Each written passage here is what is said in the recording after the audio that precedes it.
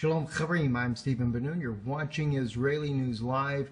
Quick take of the broadcast here, friends. We're looking at several things in regarding Israel, especially after President Trump has acknowledged or recognized Jerusalem as Israel's capital. We see already protests going on in Jerusalem, as well as Gaza sending in rocket that explodes in Sderot. That was fired from Gaza. Of course, very troubling. There's no injuries as of yet there, but each time these rockets are fired in from Gaza into Israel, the Israeli Air Force as well as the Israeli Army also normally respond very heavily with air assault, air attacks, as well as tank shelling on those positions where these things are being fired at. Sadly enough, as we've known in the wars past with Gaza and Israel, many times the Hamas will use schools as well. And I've not heard any word as of yet if any of this is actually the case going on right now. But it does say here the attack on Sderot was the third rocket attack on southern Israel within several hours. Early on Friday evening, Gaza-based terrorists fired 2 rockets towards southern Israel. One of the rockets was intercepted by the Iron Dome, an anti-missile system, and the second may have exploded in open area. There were no physical injuries or damages in either attack. But that's not the only thing going on. There is a Muslim cleric, Iranian cleric that is calling for the Palestinian uprising. Ayatollah Ahmad Khatami urges Palestinian Arabs to rage against Israel over Trump's recognition of Jerusalem. Looks like he's in a pretty much of a rage himself there. Very troubling things that are going on there in the Middle East, especially around Israel. And of course, we know that the biblical passage says all them that trouble themselves with Jerusalem, or Jerusalem shall become a burdensome stone, is really the scripture I keep thinking about there. And it is definitely becoming a burdensome stone. And of course, the actions that are taking place with the U.S. administration and with Israel is certainly bringing that biblical prophecy in view right now. Then we have another interesting thing coming from RT. They're reporting about Rex Tillerson, Secretary of State. He is saying that he hints at a deal to resolve the Arab-Israeli conflict in one fell swoop. Moscow waits in the wings. They're really curious to know, what is this deal that the U.S. is talking about? And, you know, really, when they say the Arabs, and let me just read part of this for you. Rex Tillerson hinted to me that the United States is expecting to strike a deal on this century which would resolve the Palestinian-Israeli problem in one swoop. Sergei Lavrov said, "We certainly want to understand how they see this happening." The comments by the Russian foreign minister followed a decision by the U.S. President Donald Trump to recognize Jerusalem as the capital of Israel, reigniting hostility between Israelis and Palestinians. Well, I actually have my own thoughts on this. And, of course, when they say to recognize Israel in one swoop, we're seeing this coming out of Saudi Arabia. Well, Saudi Arabia, Iran are enemies. Saudi Arabia and Syria are enemies. Basically, it's Shiites against the Sunnis. And, of course, the Sunnis have always been loyal to the Vatican. So no wonder why we see all these wars against one another. The incitement coming from outside influences, no doubt from Rome, that incites all this violence to begin with. But I think this is where Rex Tillerson is going with. But, you know, he's trying to settle an issue with the Palestinians. And I remember one friend of ours that used to have a business right there in the Galilee stated to me, and this was a Jewish family.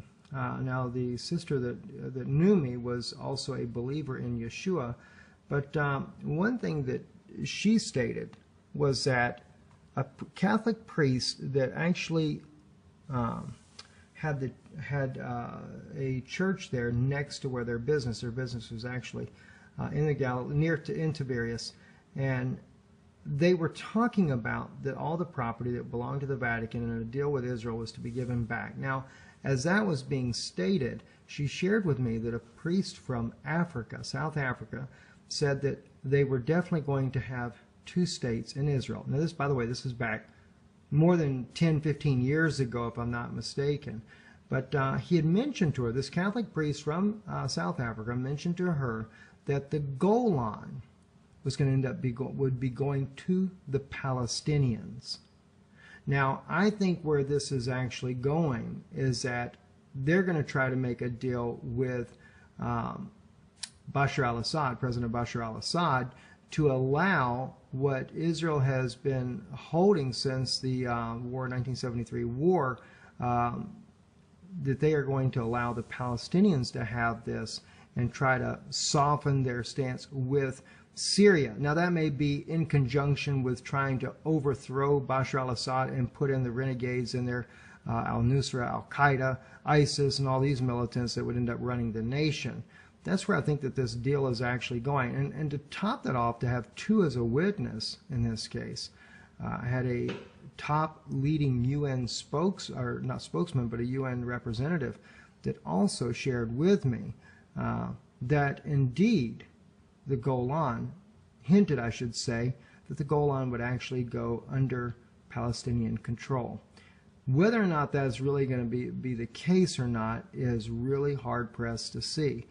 Will Israel actually be willing to give, or at least a portion of the Golan Heights, to the Palestinian Authority there in exchange for the settlements throughout the, well, as they call it, the West Bank, as one friend pointed out in the comments, is Judea and Samaria, and I agree with that. It is Judea and Samaria, but you know the way they look at it as far as political correctness. When I'm not into political correctness anyway, but as they would say, the West Bank. But nonetheless, they would allow the settlements to actually stay there. You know, and friends, understand when I say these things, I'm not in agreement with the way they're doing this at all. All I'm doing is sharing with you what's going on. Speaking of such, though, I do want to go back to this whole story of Moses with you guys very soon. I'll be running that on Danoon Institute. I think I may have found an interesting key that may even help win the Arabic people to Christ. I'm Stephen Benoon. You're watching Israeli News Live. Do pray for my wife. She's, of course, as you guys know, she's very ill. We did come to Europe with the hopes to try to get some testing done for her, but we are soon to return to the United States, where she begins a very aggressive treatment, which would include DMSO potentiation therapy with 75 grams of vitamin C, extremely high doses. This is like having chemotherapy, but the natural way, and it is very effective. But also be including bicarbonate in there, B17. That's another thing, the reason why we came to Europe. You cannot get that in the United States. But we actually have it here because we'd actually ordered it before for a cancer patient that my wife was trying to help that actually ended up being totally cured of cancer. He did die later, but it wasn't from cancer. But anyway, he was very old, though, too. He was in his 80s. God bless you. Thank you for watching, and we will be trying to get back in the saddle here a little bit better tomorrow, get it on camera, and see you guys face to face. I'm Stephen Benoon with Israeli News Live, Erev Tov.